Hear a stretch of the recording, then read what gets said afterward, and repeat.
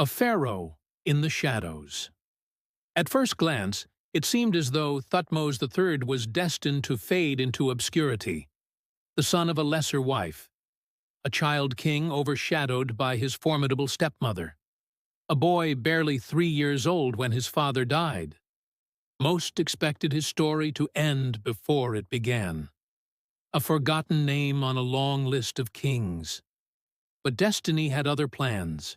From the shadow of Hatshepsut's throne, Thutmose emerged not as a victim of circumstance, but as a conqueror of empires. He would become Egypt's greatest general, leading 17 campaigns across foreign lands, crushing rebellions, and forging an empire that stretched farther than any pharaoh before him. The scribes would call him the strong bull arising in Thebes.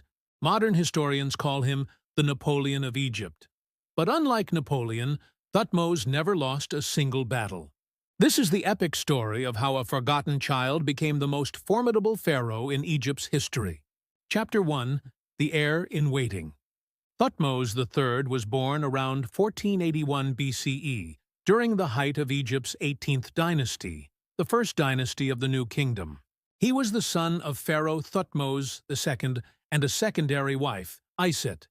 His birth name, Menkaperre, meant eternal are the manifestations of Ra.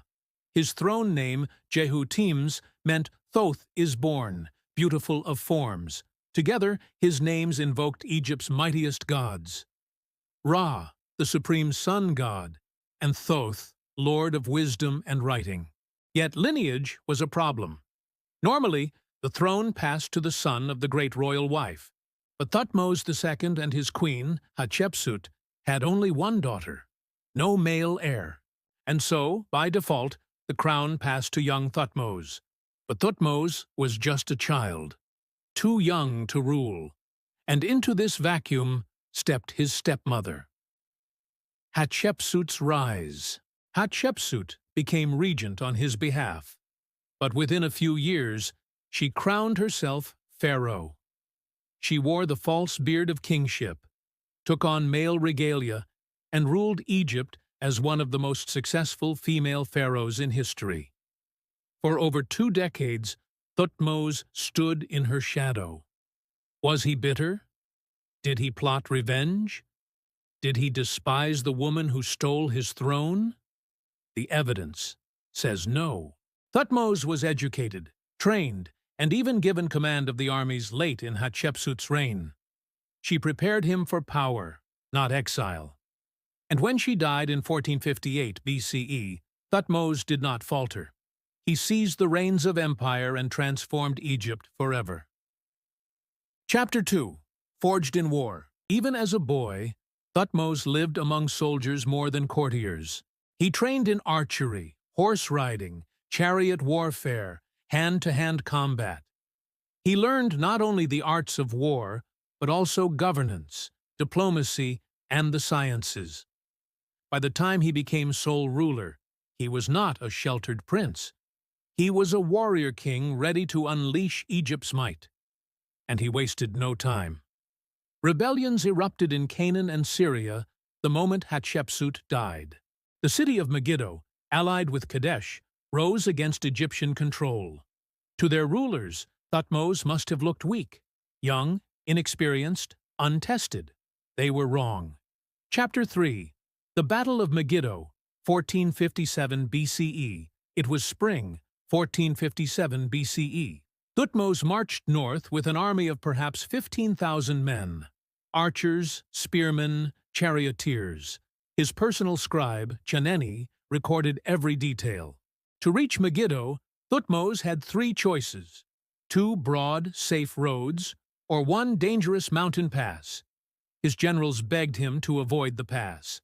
March in single file, the army would be vulnerable to ambush. But Thutmose saw an opportunity. He declared, "As Ra loves me, as Amun favors me, my majesty shall proceed upon this Aruna road." Shall they say, the king turned back in fear? Defying his advisors, Thutmose led his army through the perilous Aruna Pass. The gamble paid off. The enemy never expected him to take the most dangerous route. When the Egyptians emerged, they held the element of surprise. On the plain of Megiddo, the armies clashed. Giannini wrote, "His Majesty went forth in a chariot of electrum, like Horus the smiter, like Montu of Thebes. The fear of him entered their hearts. Their arms were powerless. His serpent diadem was victorious." The enemy fled in chaos, abandoning their chariots of gold and silver, scrambling up the walls of Megiddo with ropes. But Thutmose made one mistake. He allowed his troops to plunder the battlefield instead of pursuing the enemy into the city. Megiddo held out for 7 months under siege before finally surrendering. Even so, the victory was decisive. Thutmose had crushed the rebellion, secured Canaan, and proved himself a master of war. His mercy was calculated. He spared the rebels, replaced their rulers with loyalists, and took their children as hostages, raising them in Egypt to ensure future loyalty. The policy worked, and Megiddo was only the beginning. Chapter 4. The Campaigns of a Conqueror. Over the next 2 decades, Thutmose III launched 17 major campaigns across the Near East and Nubia. He subdued rebellious Canaanite cities. He broke the power of Kadesh. He pushed north against Egypt's greatest rival, the Mitanni, crossing the Euphrates and capturing Aleppo.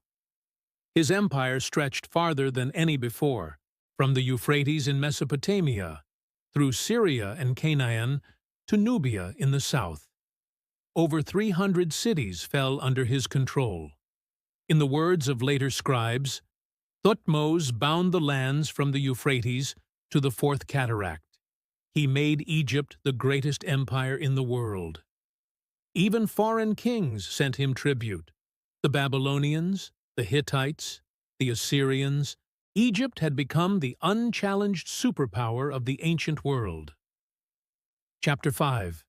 Pharaoh, Builder, and Patron. But Thutmose was not only a conqueror. He was a builder. He commissioned over 50 temples, monuments, and tombs. No site benefited more than Karnak, where he added colossal pylons, obelisks, and the famous festival hall. His inscriptions there are among the most extensive military records in Egyptian history. He advanced Egyptian art. Glassmaking perfected. Statuary more realistic. Tomb paintings more elaborate. He built gardens, lakes, and even imported exotic plants and animals from his campaigns. Egypt thrived in peace and prosperity, funded by the wealth of empire. Chapter 6. The Shadow of Hatshepsut. Yet Thutmose's legacy is haunted by one act, the erasure of Hatshepsut. At some point in his reign, or perhaps under his son Amenhotep II, Hatshepsut's name was chiseled off monuments. Her statues were smashed, her images replaced.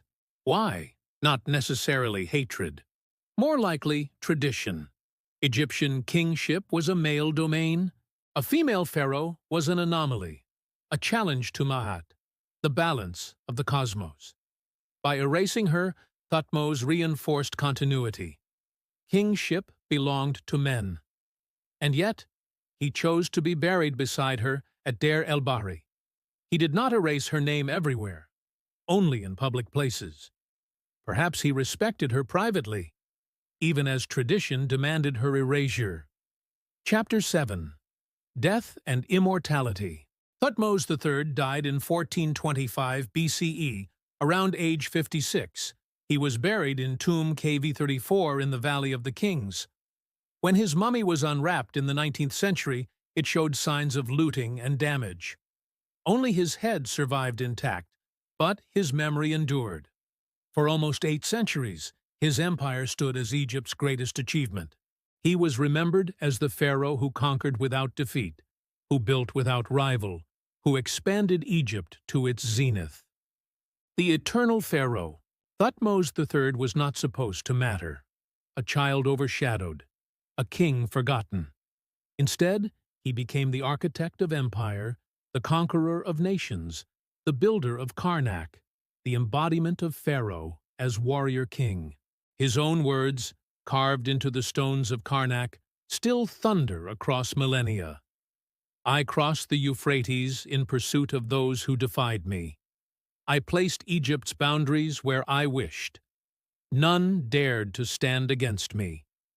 This was Thutmose III, the pharaoh who turned shadows into empire, the warrior who never lost, the conqueror who made Egypt the greatest power on earth.